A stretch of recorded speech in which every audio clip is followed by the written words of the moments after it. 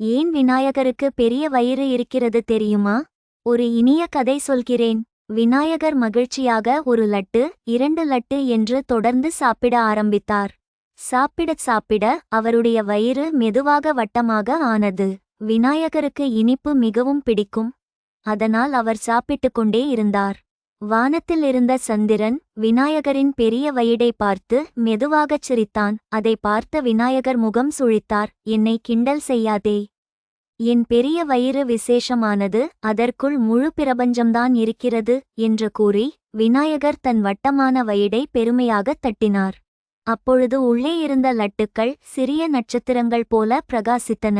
அதனால்தான் விநாயகரின் பெரிய வயிறு நமக்கு நினைவூட்டுவது என்னவெனில், வாழ்க்கையின் இனிமையை அனுபவியுங்கள், மேலும் உலகம் முழுவதையும் அன்போடு உங்கள் உள்ளத்தில் ஏந்திக் கொள்ளுங்கள் என்பதே. கதை பிடிச்சா லைக் பண்ணுங்க. அடுத்த கதை வர சப்ஸ்கிரைப் பண்ணுங்க. ஓம் மகாகணபதையே நமக. கமெண்ட் பண்ணுங்க.